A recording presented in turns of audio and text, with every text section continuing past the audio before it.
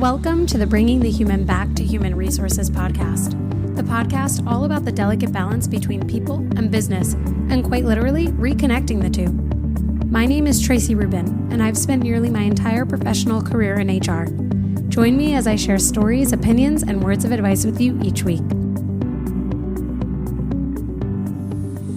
Hi, everyone. Welcome back to the podcast. Thank you for being here for another week. Don't forget to rate, review, and subscribe. And if you haven't yet, follow me on Instagram at hrtraci so we can stay connected beyond the podcast.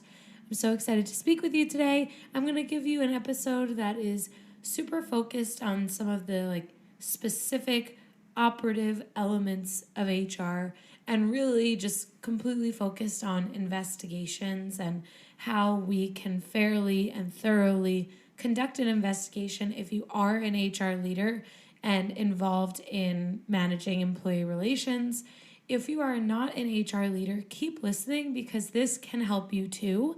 There are so many examples of times that I've brought a manager in to an investigation conversation and it's really helped them. And it kind of gives you an arsenal of tools when you are not an HR leader for what is to come next, how to conduct yourself or engage with another person in the investigation when an investigation is ongoing.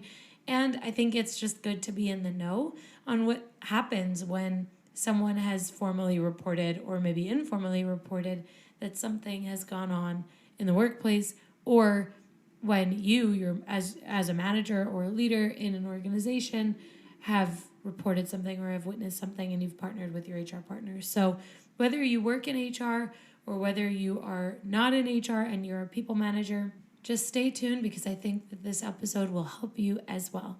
Before getting into this week's episode, I want to remind you that there are a ton of resources in the show notes. So if you're listening on Spotify, you have to click in to see the details of the episode. Everywhere else, like Apple Podcasts and Amazon, Google, Anchor, anywhere you're listening, all of those other places kind of show you the details already. So I want to remind you of this because I have a ton of links that I usually share there. And I think it could be helpful, especially when I am sharing specific resources on an episode, but also different sources of information. So anytime I've said I'm going to provide you a link, it's always in the show notes in the episode details. I also want to mention that I did receive a few questions from different people through DMs, and actually someone just personally asked me this because I know them in real life. And I wanted to get to these questions first before getting into the quote-unquote meat and potatoes of the episode. So the first question that I got was, how do you make an adjustment into a new workplace? Because they asked me this because I'm doing it now. I've been with my new company for about 3 weeks at this point by the time this episode is out. And so they asked me how do you adjust? Because I'm about to make that adjustment and I'm scared. I don't know what to do. How do I walk in? What if I don't like it? And my answer was pretty much just recognize that it's an adjustment because it's an adjustment for me too, just because I'm who I am, or I'm in HR, or I have a podcast and I can speak about these things, or I speak openly about things, doesn't mean that I don't also go through an adjustment period. I mean, I definitely am. I definitely do. Workplaces are different. Cultures are different. People are different. And what I said to this person was basically give it a chance.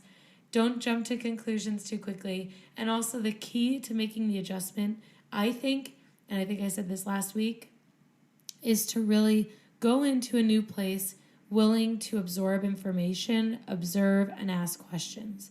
Your first few weeks, your first month is really an opportunity for you to just take it all in versus to make changes and updates unless you have been specifically brought on to make immediate changes, which I certainly have in the past. I've needed to kind of come in right away, hit the ground running, and make actual changes and implement strategies that didn't previously exist. So not only getting the buy-in is so important, and again, walking in, observing, not necessarily making changes so fast, but also being yourself, letting yourself be who you are, and not being afraid to kind of, share a personal story or let someone get to know you, and to have those, more impactful conversations, even if it means you're working later or starting earlier, or, whatever that looks like. I think that those types of moments where you can really get to know people and where they can really get to know you is going to make all the difference. I know for me, being so focused on establishing really strong relationships anywhere I go, that is always a really important part of my strategy, and has been in my current role as well. And I think, what else did I say to this person? I think I also had mentioned that, it's okay if you don't like it, and nothing is permanent. Things can be as temporary as you want them to be, even though, the great resignation is among us, and we don't want it. We don't want the turnover, right? Especially not immediately. But at the end of the day, if you really don't like it, there's probably something else out there. Just be mindful that you could, I don't want to say necessarily burn a bridge, but you could strain the relationship in the future if you don't give this, opportunity that you might be afraid of or might not like immediately a strong chance. So my advice to this person was to really just take a deep breath, take a seat back, or back seat, if you will, and just like observe and see what's going on. Get to know people authentically. Let them get to know you authentically, and then, ultimately review your experience, but not, I would say wait like 3 to 6 months, because if you really don't like it by then, you're probably not going to enjoy much of it beyond that. But also don't forget, just generally, I don't know that I even said this to this person, don't forget that we all create what our experience is like. We all are responsible for the culture of an organization or an experience or a place, and we create our own experiences. So if you look at things optimistically and positively, and you give things a fair chance, and you contribute positively to the overall picture, your likelihood of having a better experience is greater than you having a poor experience. So that was my first piece of advice. The second question that I got was specifically around how to know when a shift in a career is going to take you a step back or take you a step forward. So this person is in HR and asked me about this opportunity that she potentially has to go into an HR adjacent, if you will, an HR adjacent role that really, on paper, to me, seems like it sits with like the legal team, or potentially like, dotted line to HR, because it's so focused on, employment law, compliance, and things like that. And so she asked me, like, how do I know that this is not going to take me outside of HR? Because I don't want to leave HR. I want this to be a level up for me. And I asked to see the job description. I talked it through with her. And actually, my advice to her was like, frame the role. If you get the job, frame the role the way that you want it to appear to be. So if it's a role that feels like a little bit niche, then, make it as though like the role you're doing is a bit more broad stroke with a hyper focus on whatever that niche is. And I say that because in our experiences, we're creating our resumes every time we go to work, right? Like we're establishing and we're building and we're expanding on the work experience and the life experience that we have behind us. And so ahead of you, like you're able to look at this job, you're able to see the role for what it is in front of you, and there are going to be things that probably are different about it that are not included in the job description too. But everything that we do, we can see through a lens. I can see this podcast, for example, through the lens of entrepreneurship. I could also see it through the lens of HR. So depending on who I'm speaking to, I could frame this podcast in that way. It doesn't make it untrue. It doesn't make it a lie. This is a branch of entrepreneurship, and this is a branch of HR.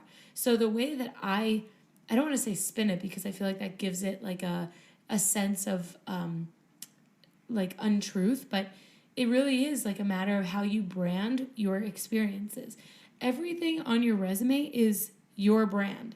No one is telling you that you have to put your current job title exactly as it is if it's specific to your organization. For example, I was an executive team leader of human resources at Target. What the heck does that mean to someone outside of Target? It literally makes no sense to anyone that isn't inside of Target or anyone who has worked for Target. Only they will know, internal and former internal. So when I was applying to jobs when I was leaving Target, I put HR manager in parentheses, executive team leader of human resources. And I did that because my resume is my brand, but my brand also has to be understood by the person that is reading it, right? So you can further explain your experiences in the way that you know is going to be best received or most easily received by your audience. So it's not to say that you should fabricate what's on your resume. You should definitely not do that because it is very easy to figure out when someone's fabricated their resume. But you can apply almost like a marketing scheme or marketing approach. Scheme sounds terrible. That's not what I'm trying to say. A marketing approach to your personal brand, to your resume. And that's what I said to this person, that you can market this role as being very senior because it is this very senior role. And eventually you could probably leave for a very high level compliance related role or legal related role that you will be highly qualified for.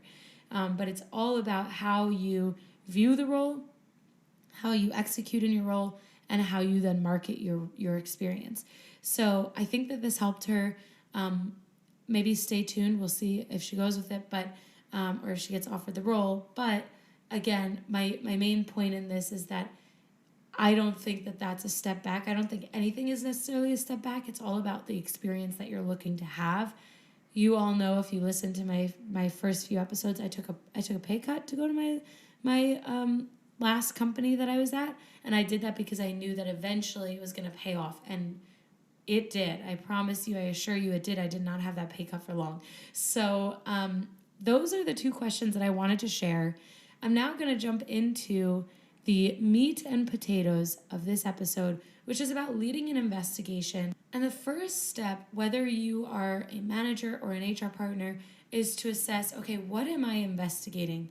And do I need to take a partner? So if you're not in HR, you must take a partner with your HR partner or whoever is responsible for looking into, concerns of any kind. So if you're in a small organization and there's no HR, you're probably going to be leading this, but you still should take a partner and say, hey, just so you know, this is what's happening. This is the report that I received, the complaint that I received, or this is what I observed. And then you're going to take a partner, and if you're the HR person, you're going to lead an investigation. And in some cases, if you're not an HR person, you also will lead an investigation. So for all intents and purposes, let's say you are the one leading the investigation. You have to first assess, okay, what am I looking for and what am I trying to uncover? You're always going to try and uncover the root cause, but you're also trying to uncover whether the thing that's been reported or observed actually happened or not. And so when you first kind of approach this, that, okay, I need to launch an investigation, you then also need to figure out, who do I need to speak to? So let's say you've partnered, it's clear you're good to go with the investigation, you're going to start. The first step is to actually speak with the person that's either reported the concern, the person that's observed the concern or the issue, and then you need to take very strong notes to understand what happened. And questions that you want to lean into when you're asking a complainant or a reporting party about things is to remain neutral, not provide any diagnosis of like what's happened, or you don't necessarily want to give any inclination that you've made a decision on the investigation. So let's say there's a harassment investigation and there's a reporting party saying that another employee intimidated them or retaliated against them. Your response can be, okay, well, thank you so much for letting me know. We take employee concerns really seriously. I need to partner and investigate this situation. Versus you don't want to say, oh my gosh, I can't believe that happened. I'm so sorry, because that is not a neutral response, right? You certainly can provide some empathetic approaches like, I have to look into this, and I'm really sorry if this happened to you. Hence, you heard the if there, right? I'm really sorry if this happened to you. I want to look into this. We take employee concerns really seriously. And you can even express like, hey, this is not what we stand for. We want to make sure that every employee has a wonderful experience, right? So those neutral and objective phrases and comments are more than welcomed. Anything that leads another person to believe that you've made up your mind or that there's been something conclusive or inconclusive is not the approach. You cannot proceed with that type of discussion because it just makes the investigation that much more complex. And investigations don't need any more complexity than they already have. So, you've spoken with the reporting party, you've gotten their side of the story. They will probably share certain pieces of information about other people, witnesses, who the alleged aggressor is. All of your notes should include alleged because nothing has been proven, right? So it's really important that when you are, investigating something anything or about anything, I should say, that you are remembering that nothing has been proven yet until it's been proven. So the reporting party alleges that so-and-so did X, Y, and Z, and so saw. So now you have two people potentially that you can speak to. What you always want to remind every single person that you speak with in an investigation is that it's confidential and anonymous, and that you do the best that you can to ensure that there is no understanding of who has reported the concern, and that ultimately you give as few details as possible. And the only individuals to be aware of or to be in the loop of the investigation are on a need-to-know basis, and that if anything else comes up, they should let you know.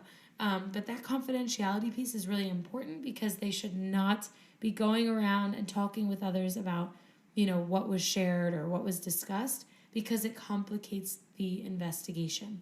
So again, now you have some more names of people that you can potentially uncover some more information with.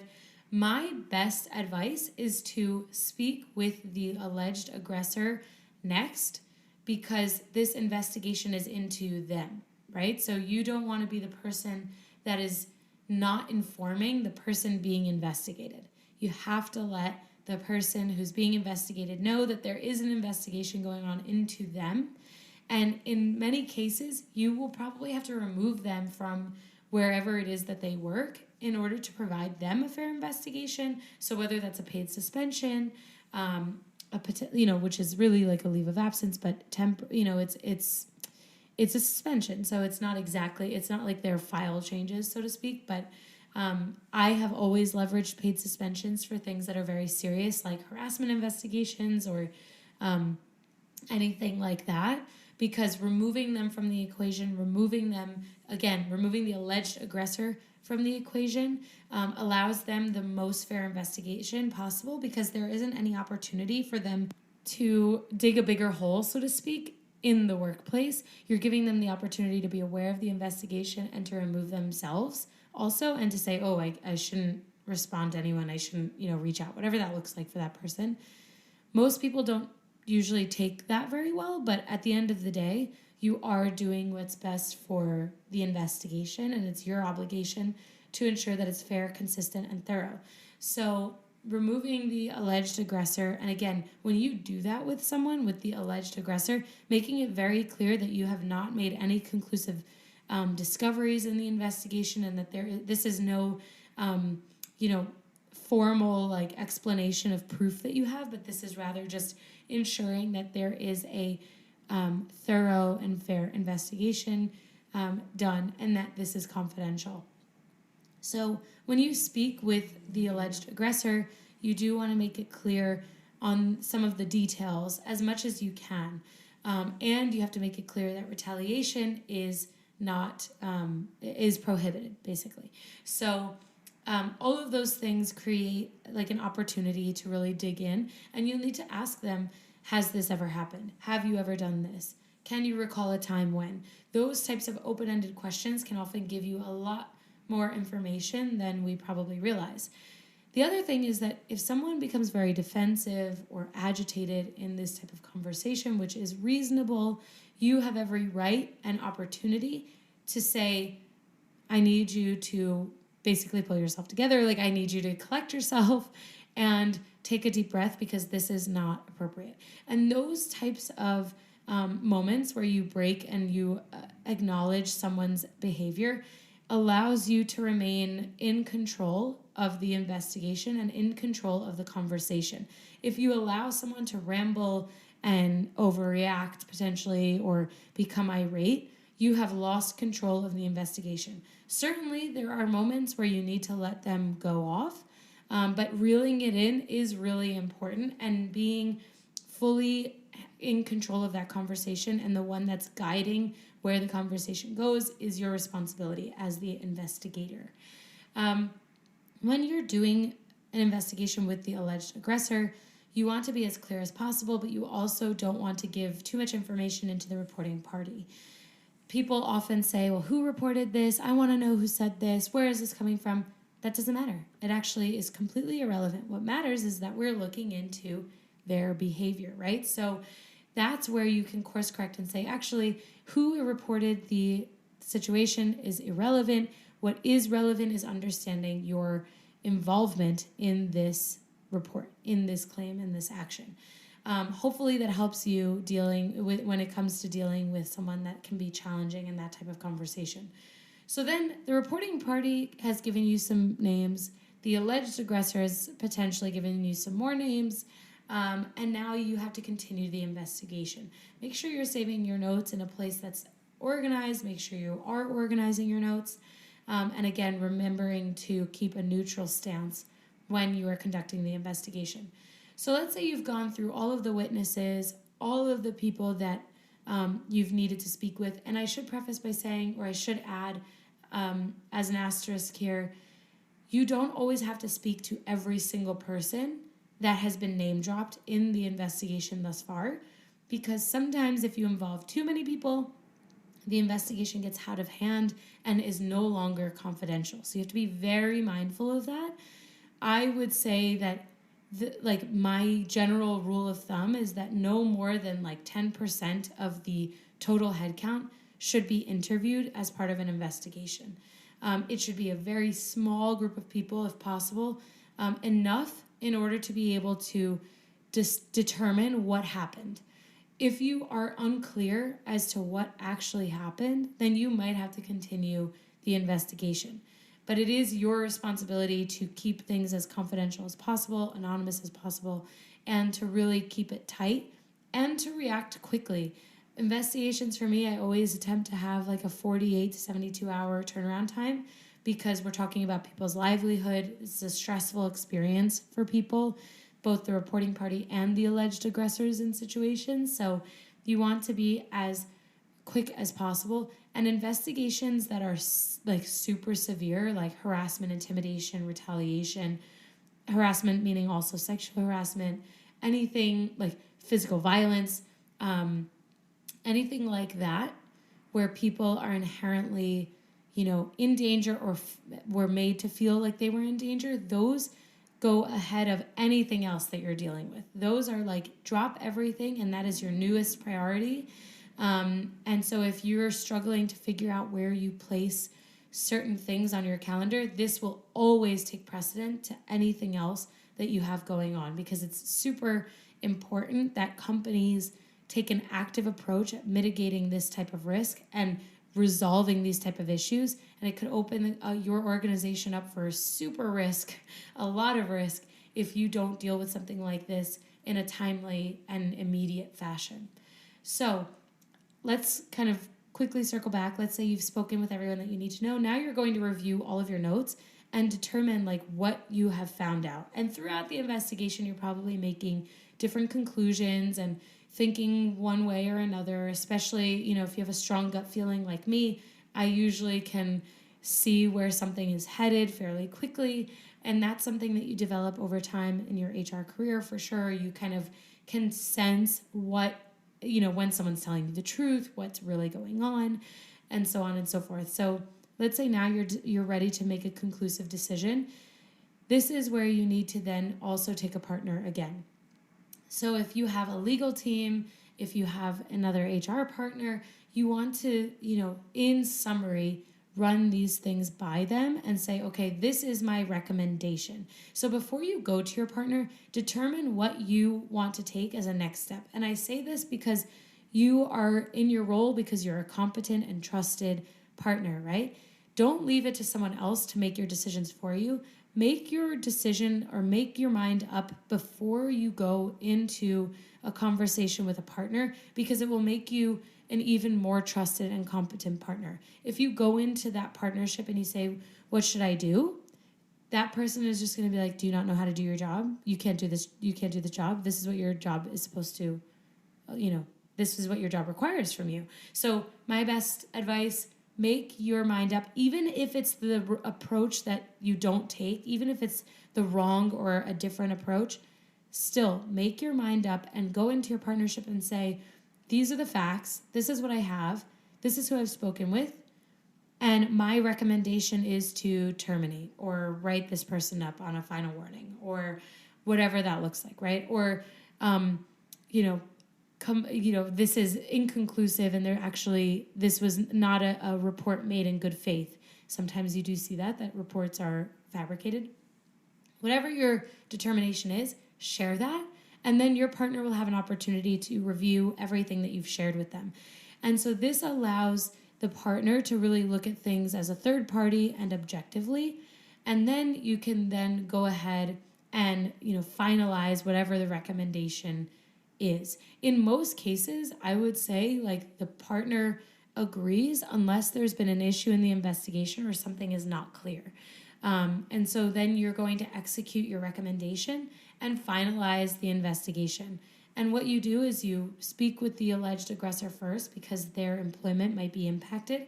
You share with them the findings of your investigation, high level, like, hey, I found that the investigation has been concluded with a substantiated claim, meaning the initial report has been substantiated. Or, hey, I finished my investigation and I have concluded that the claim is unsubstantiated. It's unclear that this actually happened, and here are some next steps. And you can always provide some feedback. You can always provide some anecdotes on your final findings. You might need to even ask a few additional questions, but at the end of the day, that is the first person that you're speaking with, the alleged aggressor. And then you will go to the initial reporting party and you will let them know, hey, I've concluded the investigation. Thanks again for taking advantage of our open door policy. I can't share all of the details of, next steps, but I just wanted to let you know that the investigation is now concluded. In some cases, you might need to tell them that it's been substantiated.